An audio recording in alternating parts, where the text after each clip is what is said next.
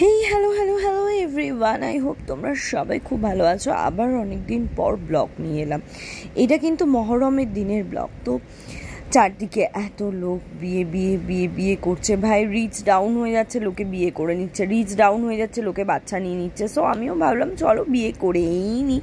তো আমি বিয়ে করতে যাব, অবভিয়াসলি তার জন্যই সাজছি। আর চুলটা তো সবাই জন্য আমার খুব কার্ড। তো সবার আগে হেয়ার করতে হয়, তারপর ড্রেস করতে হয়, তারপরে মেকআপ করতে হয়। তো অবভিয়াসলি আমি তোমাদের সাথে মেকআপ শেয়ার করিনি, বাট হেয়ারটা স্ট্রেট করে নিয়ে এসে একটু বকে নিলাম, বক করে নিলাম। এখানে পুরো বকটা শুনলে পুরো ব্লগটারই পুরো সত্যানাশ হয়ে যেত। সো আমি ওই জন্য ভয়েস ওভার দিয়ে দিচ্ছি। আর চুল স্ট্রেট করে কেমন লাগছে বলো, আমাকে কার্ল চুলে ভালো লাগে না স্ট্রেট চুলে? আর চলো দেখতে থাকো, সাথে থাকো, তোমরাও চলো আমার সাথে বিয়ে বাড়ি মানে আমার বিয়েতে। তো আমি এই শাড়িটা পরবো, এই ব্লাউজটা না, ওই ব্লাউজটা পরবো, খুব কনফিউজ ছিলাম। তারপরে মনে হলো ভিডিওটা করে লাভ কিছুই হবে না, কারণ যখন সমস্ত কিছু কমপ্লিট হয়ে যাবে ততদিন পর তোমরা দেখতে পারবে। সো আমি কেন এটা করেছি আমি নিজেও জানি না, ননসেন্সের মতো। তো ফাইনালি রেডি হয়ে গেছি, আর কানে এই ইয়াররিংসটা পরেছি। আর অবশ্যই তোমরা কমেন্টে বলো কেমন লাগছে এই যে শাড়িটা। এটা সফট ঢাকাই জামদানি, আমার ভীষণ প্রিয় ঢাকাই জামদানি। আমার খুব ভালো লাগে, বিকজ যতটা পরে সুন্দর লাগে ততটাই ক্যারি করতেও ইজি হয়। সো দ্যাটস ওয়াই আমার খুব পছন্দের একটা শাড়ি ঢাকাই জামদানি। আর মানে আমাকে কেউ গিফট করলে, ঢাকাই জামদানি গিফট করলে আমার খুব ভালো লাগে, কারণ এই শাড়ির গুরুত্ব বা এই শাড়ির কোনোদিনই মানে ব্যাকডেটেড হবে না, কোনোদিনই পুরনো হবে না, কোনোদিনই হবে না, মানে শাড়িটা কোনোদিনই পুরনো হবে না। এটা হচ্ছে সবথেকে বড় বিষয়। শাড়িটা যেমন এখনও মানে চিরকাল এটার একটা দাম থেকেই যায়। আমি খালি মাথা কেটে দিচ্ছি। তো কেমন লাগছে কমেন্টে অবশ্যই জানিও। আর চলো বিয়ে বাড়ি যাই, আর বাকিদের কেমন সেজে লাগছে অবশ্যই দেখাবো তোমাদেরকে। তো এখানে চলে এসেছি গাড়িতে, ডাইরেক্ট গাড়ির মধ্যে আমি পিটু আর ছোট বৌদি পেছনে বসেছি, আর আমার গোপাই সামনে আছে। তো এটা মহরমের দিন আগেই তোমাদের বলেছি। তো দেখতে পাচ্ছ কি অবস্থা, কারা আমার মতো দেখেছো গো এই আগুন নিয়ে খেলাটা? আমি কোনো দিন দেখিনি। আমি কি এক্সাইটেড ছিলাম জানো না তখন, টু মাছ, যে কী করছে আগুন নিয়ে এসে, পাগলামও করছি। ড্রাইভারটাও আস্তে আস্তে এখানটা চালাচ্ছিল। যাই হোক, একটু দাঁড়িয়ে দেখতেও পেলাম সিগন্যালের কৃপায়। তো দেখতে না পেলে আমার খুব মন খারাপ হচ্ছিল। আমি তারামাকে বলছিলাম, তারামা একটু দেখবো। তো এই নিয়ে খুব মজায় বেশ রাস্তাটা কাটলো আমার। জ্যাম থাকুক আর যাই থাকুক, ভালোই লেগেছে, কারণ আমি দেখতে পেয়েছি। আমি কোনো দিন দেখিনি। তো এবারে আমাদের টাইম। আমার ছোটো বৌদির শাড়িটা কেমন, আমার ছোটো বৌদির সাজ কেমন হয়েছে সবাই কমেন্টে বলো। গয়না কেমন পড়েছে, গয়নাটা যদিও সেভাবে আমি দেখাতে পারিনি তবুও। আর এই ক্লিপিংসটা কিন্তু আমার গোপাই আমার জন্য নিয়েছে। ইয়েস, আমার গোপুমা।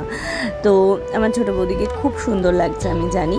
আর তোমাদের ঢপ মারছিলাম, আর খুবই সরি আমি ঢপ মারছিলাম। আমার বিয়ে নয়, বুঝতেই পেরেছো।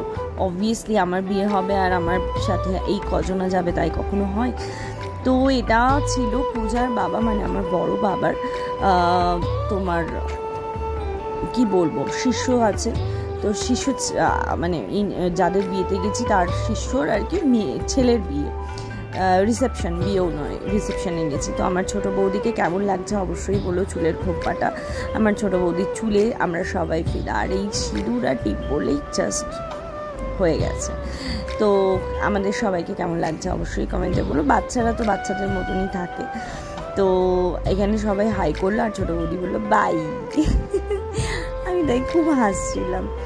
আর চলো এবার ওপরে যাই, তোমাদের সাথে বর বউকে দেখাই। এই যে বর বউ, আমি ফটো নিতে ভুলে গেছি। মানে বিয়ের বাড়িতে গিয়ে এত ননসেন্স, এত অসভ্য, আমরা নিজেদের ফটো তুলেছি, গাদা ঘুরছেন। আর ইনিই হচ্ছেন যে কি বলে আর কি, মানে এনারই ছেলের বিয়ে আর কি। তো যাই হোক, আমি এত গুছিয়ে বলতে পারলাম না এই জায়গাটা। এখানে ক্লিপিংসগুলো নিচ্ছিলাম। ছোট্ট বেবিটা আমার সাথে খেলি করছে, বলছে বর্ষ, এখানে বর্ষ এমনি করছিল।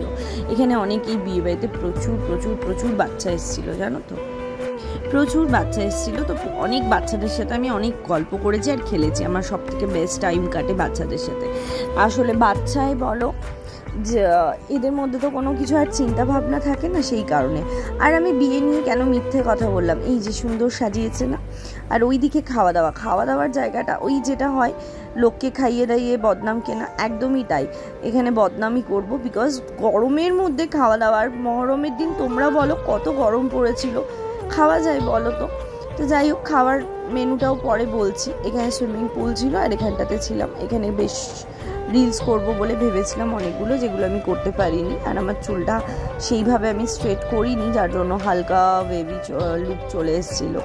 আর এই যে আমার গোপাই, আমি আর গোপাই বাইরে এসেছিলাম, বাইরে থেকে ভেতরে ডাকছিলাম পিটুকে আর ছোটো বৌদিকে। ছোটো বৌদির তো পায়ে ব্যথা বলে আসছিল না, তারপরে ফুচকার লোভে চলে এসেছে। তো এখানে ফুচকা, এই ক্লিপিংসটাও আমার গোপাই করেছে, মানে ভিডিওটা নিয়েছে। উফ, দেখেই এখন মুখে জল চলে এলো, বিকজ আমি ফুচকা খেতে খুব ভালোবাসি। আর বলেছিলাম খুব সারা ঝাল দিয়ে দেবে।